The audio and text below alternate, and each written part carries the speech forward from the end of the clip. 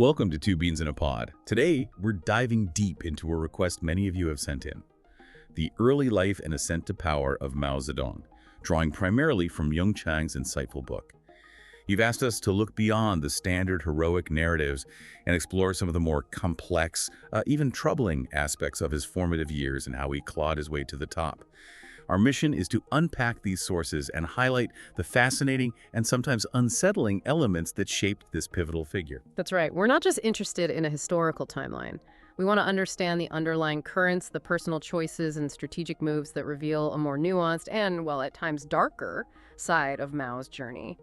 What were the key influences, and how did they mold the leader who would ultimately reshape China? Okay, let's start at the beginning with his early education.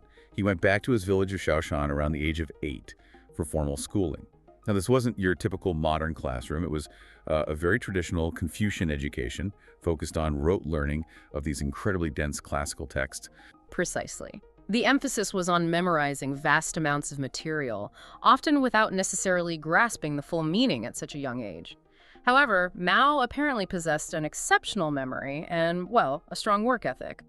This early deep dive into Chinese language, history, and philosophy wasn't just academic. It provided him with a unique understanding of historical precedents and power dynamics, a sort of intellectual toolkit he would later utilize in his political maneuvering. Right, like laying the groundwork. Exactly. Think of it as laying the foundation for his very particular worldview. He also gained mastery of calligraphy and poetry, though the book notes his later poetic style lost some of its earlier vibrancy. And even in these early years, there were hints of that, independent streak that would define him. He apparently had clashes with his tutors. Yes, showing a resistance to strict authority even then. It suggests an early inclination to question established norms and a certain level of self-assurance, even as a young student. Interesting. Okay, now fast forward a bit to the early 1920s, and we see the emergence of his relationship with Yang Kaihui. She was the daughter of one of his former teachers. This seems like a significant personal connection that also coincides with his early involvement in the communist movement. It was a pivotal relationship, absolutely. Yang Kaihui came from a progressive intellectual background. Her father, a scholar exposed to European ideas, actually encouraged her to interact with male students, which was, pretty unconventional for the time. Really? Yeah. She was described as a remarkable woman, and her father clearly recognized Mao's intellectual promise, even recommending him to influential figures. So her father was a real champion of Mao's early potential. But it wasn't exactly love at first sight for Kaihui, was it? Especially when Mao was living with her family in Peking. No, her initial feelings weren't romantic, apparently. However, their relationship did evolve, and she became his second wife and a dedicated supporter of his early revolutionary activities. But the book reveals a rather unflattering aspect of Mao's character shortly after the marriage. Right, it mentions he quickly engaged in multiple affairs, including one with Kaihui's own cousin.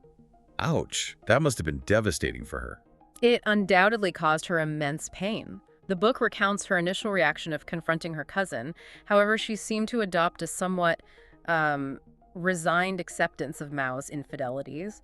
Her later writings offer a really poignant glimpse into her understanding of human desires and her difficult decision to, well, essentially tolerate his behavior. Wow, that's a heartbreaking personal story, especially set against that whole political backdrop. It really highlights the personal sacrifices often made in the pursuit of these grand ideologies. Okay, so here's where things get really intriguing, politically speaking. By 1925, Mao is back in his home village, Shaoshan, and he seems kind of detached from the communist activities happening nearby in Changsha. He's even spending his days playing cards. It almost looks like he stepped back. But the book suggests, well, a more calculated strategy at play. Mao was likely observing the shifting political landscape, waiting for an opportune moment to re-enter the fray with greater influence. Sun Yat-sen's death in March 1925 and the subsequent rise of Wang Qingwei, who actually had a favorable view of Mao, presented just such an opportunity. Wang Qingwei, he was a big deal then. Oh, yeah. A charismatic figure, revolutionary credentials, and importantly, he enjoyed the support of Borodin, the key Soviet advisor down in Canton. Canton was the power center then. A crucial one, yeah. And Moscow's influence there was substantial. So Wang's rise was a significant opening for Mao. And then Mao puts forward this seemingly bold plan, a peasant uprising in South Yunnan. Sounds proactive. Except, according to the book, this proposal was basically a complete deception. Really, deception. Yeah. Mao had no real intention of instigating such an uprising. He lacked the experience and, frankly, didn't believe it was feasible at that point. So if it wasn't a genuine plan for an uprising, what was his actual motivation? What was he really trying to achieve? It looks like the proposal was a strategic maneuver. The real goal was to secure the support of mutineering troops who were already in the vicinity of South Hunan. Ah, get the soldiers on his side. Exactly, he wanted those armed men. The communist leadership in Shanghai, apparently unaware of his duplicity, actually approved his plan. Wow. So it shows that calculated risk-taking, that manipulation early on. It really does. A pattern that would become characteristic of his ascent. So these mutineering troops, they end up at Jinggang Mountain. But that area was already controlled by local outlaws, right? Yuan and Wang Zua. Sounds volatile. It was definitely a delicate situation. Required some careful maneuvering. Mao needed to gain control of these troops without any direct orders from the party. His strategy involved first securing the allegiance of key individuals within the mutineering force before calling a big meeting with all the commanders. Smart. Get his ducks in a row first. Pretty much. At the Wenjiashi meeting, there was apparently a fierce debate. The original commander resisted Mao's plan to redirect them. But Mao, as the sole representative of the party leadership present, ultimately prevailed through his political authority. And when these troops finally encountered Mao, it wasn't exactly a grand, inspiring moment, was it? I read some of them didn't even recognize him. That's right, he was apparently dressed rather modestly, looking more like a country school teacher than our revolutionary commander. Huh.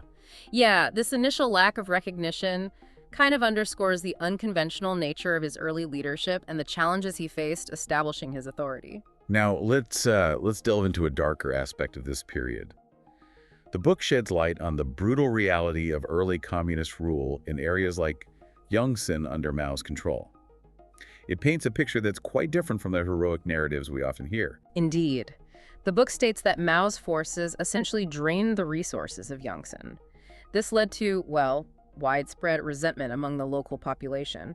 And when Mao eventually departed, he left behind not only wounded comrades, but also local communist sympathizers who then faced horrific retaliation. Retaliation from whom? From government forces, who often give quick executions, but even worse, from local militias. Those captured by the militias faced unspeakable torture and death. That's grim. And the reports sent to the communist leadership in Shanghai about this situation. It sounds pretty damning. It really is. It highlights the intense bitterness Mao's rule had created, apparently even surpassing the resentment caused by the nationalist forces. It even mentions mass defections to the nationalists. Wow, mass defections. But did the report acknowledge any fault? That's what's striking. It refused to acknowledge any fault in the communist actions. Instead, it just dismissively blamed the local population. Blame the victims. Pretty much. It reveals a potential disconnect between the leadership's ideology and the lived experiences of the people on the ground. An early indication, perhaps, of a willingness to disregard or rationalize the human cost of their policies. Okay, let's bring another key figure into this. Zhu Enlai. The book portrays him as incredibly capable, a brilliant administrator and organizer. Moscow saw him as crucial, right? Absolutely. Moscow entrusted Zhu with the vital task of building the CCP's military strength. He became a key figure at the Whampoa Military Academy, that was the nationalist officer training school set up with Soviet help. But his primary clandestine mission was to infiltrate the nationalist ranks with communist agents. And he was good at it. Very effective, apparently. It culminated in the Nanchang Mutiny after Chiang Kai-shek broke with the communists. But the book also depicts Zhu as remarkably submissive to Moscow, almost subservient. Yes, his unwavering loyalty to Moscow's directives and his willingness to engage in what the book describes as humiliating self-criticisms are quite notable. There's a rather telling anecdote about a Soviet envoy essentially reprimanding Zhu in a really condescending manner, yet Zhu apparently just took it without protest. It's just a complex dynamic. Definitely. Certain figures prioritizing alignment with Moscow above all else, maybe even their own dignity. He doesn't seem to have harbored ambitions for the top spot himself. Which brings us to the crucial support Mao received from Moscow. Despite some initial concerns, maybe about his past associations, Stalin ultimately threw his weight behind Mao. Why do you think that was? Well, Stalin's primary concern was likely solidifying a strong communist presence in China that would align with Soviet interests. While there were initial anxieties about Mao's connection to figures potentially sympathetic to Trotsky, Moscow ultimately saw Mao as the most viable leader to achieve their goals. And this shift in support was significantly reflected in Soviet media. For example, during a critical period, Pravda, the official Soviet newspaper. The big one. Yeah, exactly. Pravda gave Mao prominent coverage, even calling him leader, a title previously reserved pretty much just for Stalin himself within the international communist movement. Wow, that's huge. That kind of public endorsement from Moscow must have been a powerful asset for Mao. Oh, absolutely. It lent him significant legitimacy within the CCP. So Moscow's backing was a huge boost. And when Zhu Enlai instructed Zhu Di and others to reinstate Mao after some earlier setbacks, they complied. But the picture the book paints of Mao during this period, living comfortably while his comrades faced immense hardship. It is a stark contrast, isn't it? While many within the communist ranks endured really difficult conditions, Mao was apparently living in relative luxury, enjoying access to things like milk and lavish meals, which were incredibly scarce for most Chinese then. And his reaction to being reinstated. Pure elation, according to the book. And he seemingly relished the opportunity to assert his authority over his comrades, even delaying his return, expecting a further show of deference from Zhu Di. Meanwhile, his wife, Yang Kai-hu, was with him during some of this. But it seems the relationship was getting increasingly strained, especially as she witnessed the violence and brutality. Her later writings really reveal a growing disillusionment with the communist cause. She expresses a profound sense of pain and horror at the killings. It's a stark contrast to the ideological fervor of the time. Did she still love him? It seems so. Her love for Mao persisted, but her faith in the movement itself seemed to waver. She wrote primarily for him, hoping for a connection, but he was often absent or, emotionally distant. Her final writings, penned shortly before her execution by the nationalists, are just filled with despair, torn between her enduring love for Mao and her anguish over the violence and the future of her children. God, that's just a deeply personal tragedy caught up in all that upheaval. It really underscores the human cost. And speaking of human cost, the book then details Mao's ruthless consolidation of power through purges, particularly targeting the Jiangxi communists. This sounds like a brutal elimination of anyone he perceived as a threat. It was systematic and brutal. A campaign to eliminate any perceived opposition and solidify his control. Mao labeled past meetings as opposed to Mao Zedong and issued directives for mass arrests, torture, and executions. The orders themselves were explicit. Chillingly explicit, according to the book, indicating a zero-tolerance approach to any form of dissent or perceived disloyalty. And even key military figures like Zhu Di and Peng Dewei, they knew about these purges. They had reservations. Yes, private remarks attributed to them in the book reveal their profound distress and, frankly, anger at the scale of the killings, including the horrific Fusion incident, which Zhu Di remortedly blamed entirely on Mao. But they stayed loyal. Why? Their ultimate loyalty remained with the party, largely due to Moscow's unwavering support for Mao and probably a fear of a catastrophic split within the communist ranks if they challenged him directly. And Mao was adept at neutralizing potential threats, even employing tactics to frame Zhu and Peng, purging their staff, using coerced confessions, anything to solidify his position. It's almost incomprehensible, the level of ruthlessness. And all of this is happening against the backdrop of Chiang Kai-shek's annihilation expeditions. You'd think the priority would be uniting against the nationalists, but Mao was simultaneously engaged in these brutal internal power struggles. That's a critical point. Even as they faced a common enemy in the nationalists, Mao prioritized the elimination of perceived internal threats. It demonstrates a relentless pursuit of absolute authority that overshadowed even the fight for national survival. Mid-episode CTA. We're going to take a quick pause here. If you're finding this deep dive into Mao's early life and strategies fascinating and maybe a bit chilling, please do hit the like button and subscribe for more in-depth explorations like this one. It really helps us continue bringing these complex stories to you. Okay, back to it. Right, so this pattern of calculated ruthlessness, it continues during the Long March. Even amidst that incredible hardship and loss of life, Mao's focus remained on consolidating his own power within the party. Absolutely. The Long March, while obviously a physically grueling retreat, also became a crucial period for Mao to outmaneuver his rivals within the CCP leadership.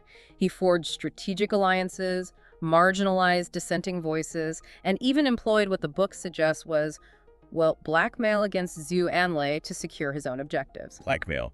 against Zhu. The suggestion is he leveraged Zhu's fear of political disgrace, linking him to past failures to gain consent for changing military strategy at the Zuni conference. So Zuni, often seen as this pivotal moment in Mao's rise, was achieved partly through these Machiavellian tactics. It appears so, exploiting Zhu's vulnerabilities to get his way. And the conditions of the Long March itself were just unbelievably harsh.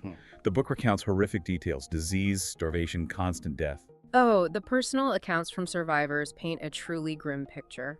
Bronze recollections, being infested with lice, widespread dysentery and typhus, the constant sight of decomposing bodies along their path. It underscores the immense suffering. And despite the huge human cost, and what some argue was often a lack of clear military purpose, the Long March ultimately served to elevate Mao's status within the party and further solidify his grip on power. Meanwhile, Stalin's strategic priorities were also shifting, right?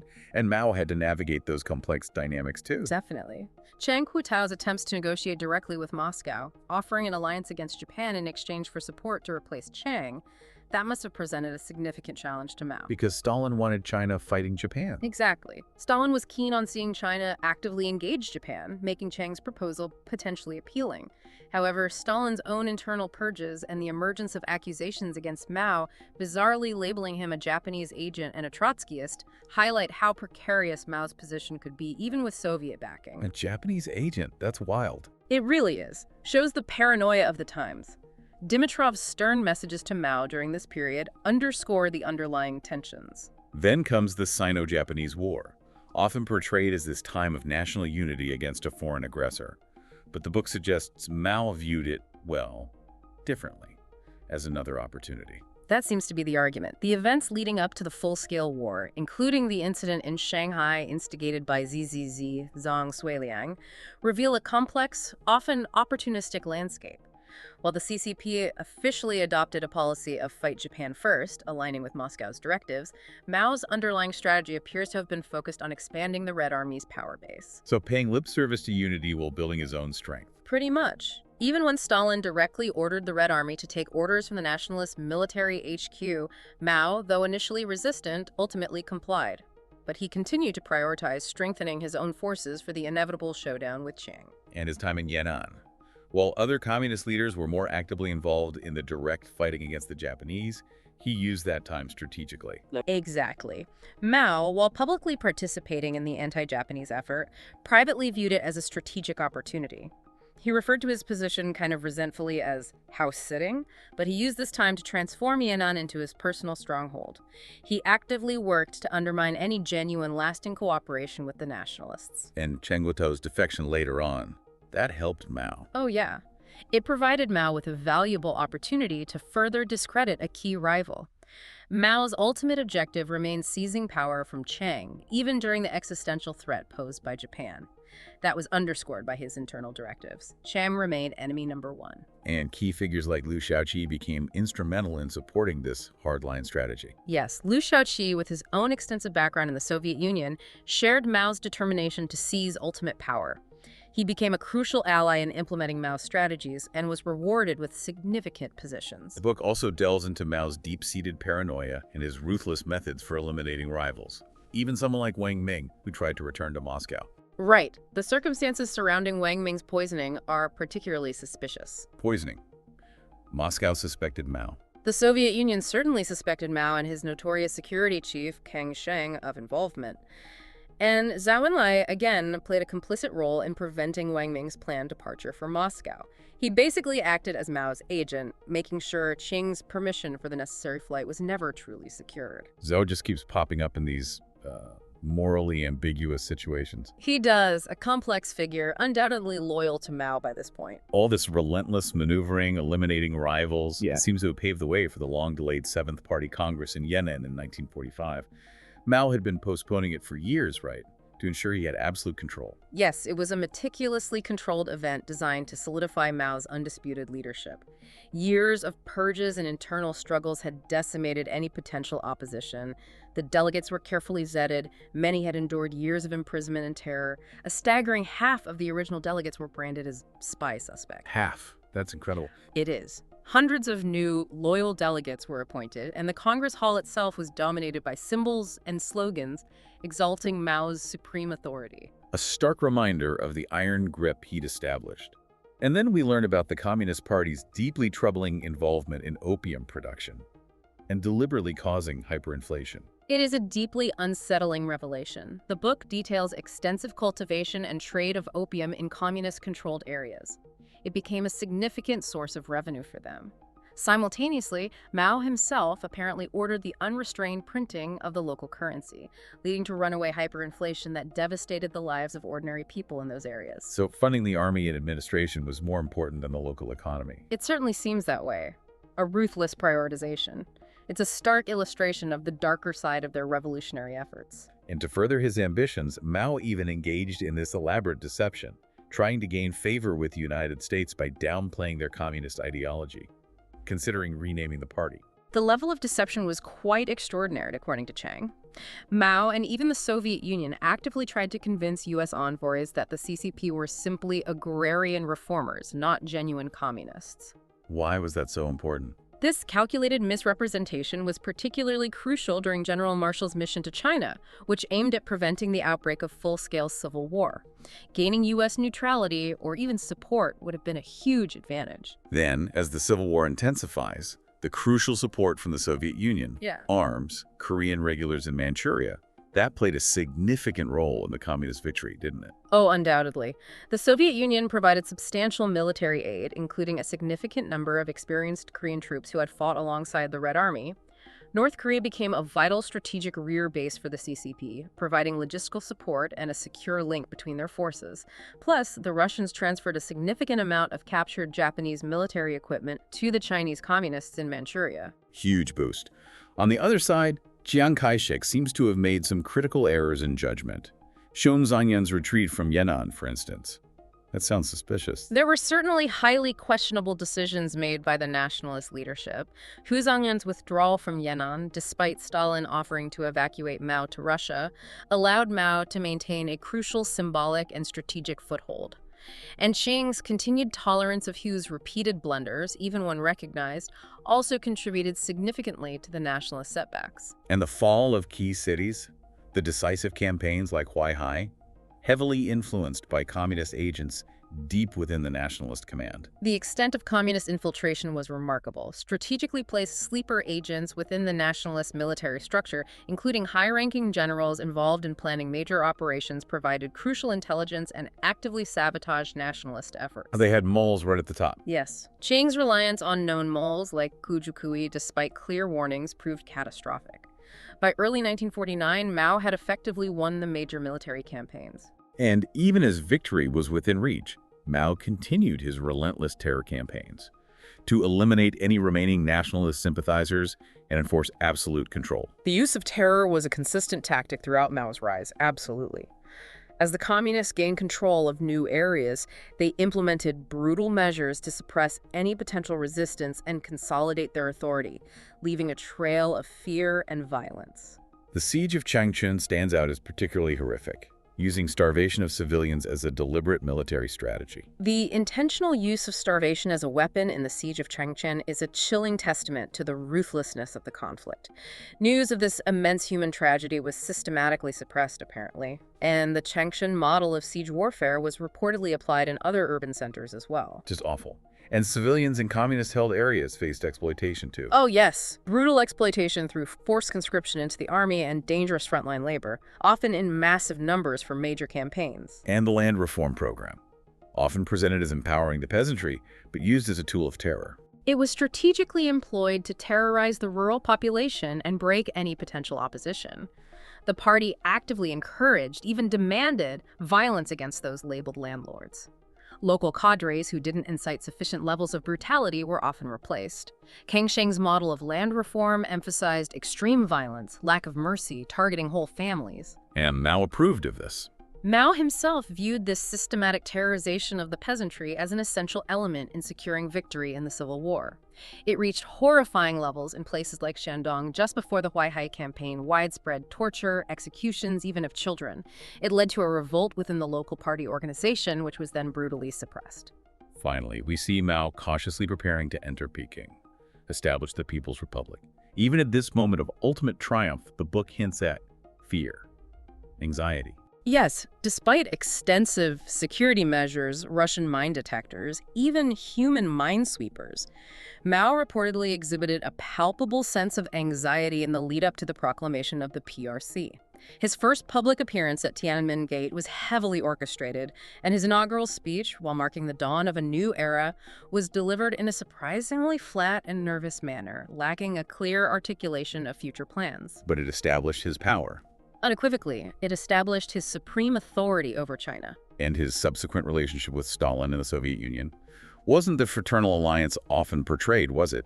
Mao had his own ambitions. Definitely not just fraternal. Mao harbored ambitions to establish a Chinese sphere of influence in Asia, which inevitably put him at odds with Stalin's desire to maintain Soviet dominance. While Stalin continued to support Mao's regime, the Sino-Soviet Treaty signed in 1950, complete with secret annexes, revealed significant concessions made by Mao. He essentially granted the Soviet Union considerable economic and strategic advantages in Manchuria and Xinjiang. He basically gave them control. Mao himself reportedly described these provinces as colonies in private conversations with his inner circle. So, yes, major concessions. And even after establishing the PRC, Mao's emphasis on terror and suppression continued. The pattern remained. Using systematic terror to enforce obedience and eliminate any opposition was a central feature of his rule. Campaigns like the renewed crackdown on counter-revolutionaries in 1955 demonstrated his unwavering commitment to absolute control. Mao also wanted to export his ideology, right? Lead the international communist movement, especially after Khrushchev denounced Stalin. Yes, Mao saw himself as the true heir to Marxist-Leninist thought after Khrushchev's criticisms of Stalin. He actively supported Maoist parties around the world, entrusting this significant undertaking to Chang. Though the book reveals the often opportunistic nature of some of these foreign Maoist groups more interested in Chinese money than ideology, perhaps. And the eventual Sino-Soviet split. More betrayals, shifting allegiances. Mao's relationship with Khrushchev deteriorated rapidly. It culminated in a definitive split after the Nuclear Test Ban Treaty, which stopped Soviet help with China's nuclear program. Mao publicly denounced Khrushchev as a revisionist, revealing a core tenet of Maoism: prioritizing revolutionary struggle above all else, even national survival. Then the disastrous Great Leap Forward. Widespread famine, challenging Mao's authority, setting the stage for the Cultural Revolution. The catastrophic consequences of the Great Leap Forward led to famine and a temporary eclipse of Mao's authority. But he skillfully orchestrated the Cultural Revolution as a means of purging his rivals, especially Liu Shaoqi. He reinstated his absolute control by unleashing the Red Guards and a reign of terror. Even the Wuhan incident, where local military commanders briefly defied him, just underscores the chaos and violence. The purges during the Cultural Revolution sound horrific, unchecked power for generals. Provinces like Inner Mongolia and Yunnan experienced brutal purges based on fabricated accusations of secessionist plots. Widespread torture, executions, suicides, all under the authority of army generals appointed by Mao. General Tanfuren's assassination, a rare act of defiance, really highlights the intense hatred Mao's regime engendered in some quarters. Even Mao's relationship with his designated successor, Lin Biao, ended in betrayal and death, fueled by paranoia, the Soviet threat. Yeah, the heightened tensions with the Soviet Union in '69 created an atmosphere of paranoia. Lin Biao's alleged coup plot and subsequent death in a plane crash while trying to flee. It's still shrouded in mystery, but it underscores the climate of fear and distrust in Mao's inner circle. And in his final years, failing health but still manipulating everyone, clinging fiercely to power, seemingly unconcerned about the turmoil after his death. His final years were marked by continued power struggles, manipulation of figures like Zhu Enlai and Deng Xiaoping, and a growing resentment about his diminished international standing. He showed little regard for the potential chaos after his passing, even predicting upheaval and violence, blood rains. He failed to formally designate a successor, didn't leave a will, suggests a leader unwilling to relinquish control until the very last breath. So, when we look at Mao's early life and rise to power through this lens, drawing on Chang's work, what are the key takeaways? What does it all tell us? Well, we see a figure of undoubtedly immense intellectual capacity and strategic brilliance, but also one driven by a relentless and often utterly brutal pursuit of absolute power right from a young age. His personal relationships were often secondary, it seems, to his political ambitions, and his methods for achieving and maintaining control frequently involved deception, calculated terror, and the ruthless exploitation of both allies and enemies. This is a stark picture. It really is.